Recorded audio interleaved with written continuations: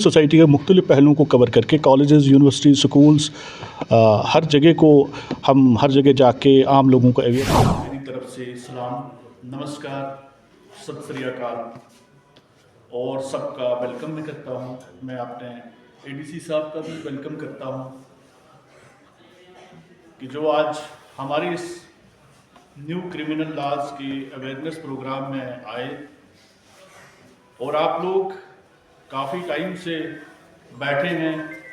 हमारी बातें, हमारा लेक्चर, हमारी अवेयरनेस से रिलेटेड बहुत सी चीज़ें आपने सुनी। हमारे पहले हमारे मुश्ताक साहब ने, हमारे आकाश साहब ने और हमारे आनंद साहब ने आपको न्यू क्रिमिनल लॉज के बारे में काफ़ी कुछ बातें बताई। उसी से रिलेटेड, उसी सिलसिले को, उसी कड़ी को आगे बढ़ाते हुए मैं कुछ चंद बातें आपके गोशगुजार करना चाहता हूँ, आपसे अर्ज करना चाहता हूँ। दुनिया का एक कानून है जो परमानेंट है। तब्दीली, बदलाव। हमारे देश को जब ये कानून मिला, जिसे आज तक हम IPC, Indian penal code, criminal procedure code, Indian evidence act कहते थे, जब अंग्रेज ने 1857 में पूरी तरह हमें दबा लिया, पूरी देश भर की बगावत को खत्म कर दिया जो 10-12 शहरों में हुई, उसके बाद 1860 के अंदर वो एक कानून लाए हमें प्रोसिक्यूट करने के लिए, इंडियंस को। बाज़ाब्ता उन्होंने यहाँ थाने लगाए, यहाँ पे अंग्रेज जज भेजे, अंग्रेज ऑफिसर आए, अंग्रेज लॉयर, उस वक्त एडवोकेट आए। हमारे पास कोई लॉ की यूनिवर्सिटी नहीं थी तब, हमारे पास कोई लॉ का पता नहीं था। लॉ होता क्या है, प्रोसिक्यूशन होता क्या है। हम कत्ल कर देते थे, हम बदला लेते थे। अंग्रेजों ने बाज़ाब्ता उसी को तब्दील करके एक सिस्टम, एक निज़ाम लाया। एक निज़ाम के तहत वो प्रोसिक्यूट हमें इंडियंस को करने लगे। और चूंकि ब्रिटेन को कहा जाता है mother of democracy and mother of all laws and constitutions in the world, बरतानिया को माना जाता है, कहा जाता है, क्योंकि वहां सबसे पहले आईन साजी और कानून साजी वहीं शुरू हुई है मॉडर्न एरा में, आज के जदीद दौर में। तो उन्होंने बाज़ाब्ता एक सिस्टम लाया जिसे इंडियन पेनल कोड कहा जाता है।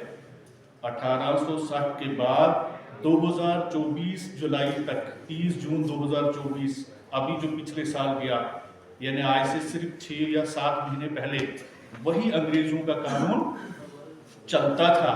उसको चलाने के लिए अंग्रेजों ने बाज़ाब्ता उसका एक और आगे सिस्टम लाया, तरीका कि एफआईआर लगेगी।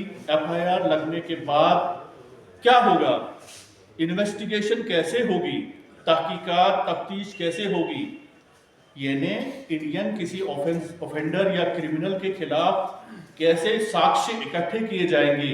बाज़ाब्ता उसका नाम दिया क्रिमिनल प्रोसीजर कोड, CRPC उसको नाम दिया। उसको उन्होंने पारित किया, पास किया ब्रिटिश पार्लियामेंट में।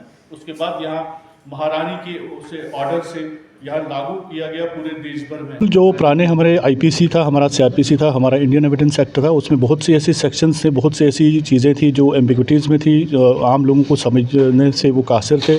उसी को सिंप्लीफाई करके जो भारतीय साक्ष्य अधिनियम, भारतीय न्याय संहिता, भारतीय नागरिक सुरक्षा संहिता जो है 2024 में 1 जुलाई 2024 को लागू की गई है, इसको सिंप्लीफाई किया गया है। और उसके सेक्शंस को, और उसके अंदर जो नए मतलब न्यू क्रिमिनल लॉज में लोगों के लिए, आम सिटीजन्स के लिए, कॉमन सिटीजन के लिए, लेमैन के लिए, कॉमन मैन के लिए जो अच्छी बातें, जो नई चीज़ें आई हैं, उन्हीं को समझाने के लिए हमने एक प्रोग्राम ये रखा हुआ था यहाँ पे।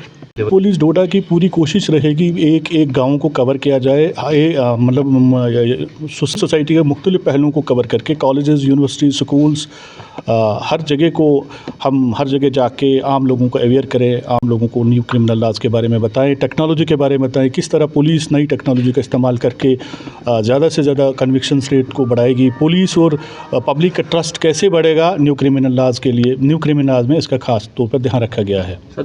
सभी के पास हम सब के सब 5G दौर में रह रहे हैं। मोस्टली बड़े लोगों के पास 5G मोबाइल्स हैं, 5G इंटरनेट कनेक्टिविटी है और बहुत सोशल मीडिया पे सभी लोग हैं। सब लोगों को बहुत चीज़ों के बारे में पहले से ही पता है कि बहुत सी चीज़ें जैसे डिजिटल मोड है, डिजिटल इलेक्ट्रॉनिक एविडेंसेस हैं। अभी मैंने उनको समझा भी दिया कि आप मोबाइल के थ्रू किसी भी किस्म की जो एक्टिविटी करोगे वो आपके खिलाफ ही आपका एक साक्ष्य बनेगा और आपके जेब में 24 घंटे रहेगा, आपके सराहने रहता है। आप उसको ठीक तरह से इस्तेमाल करें।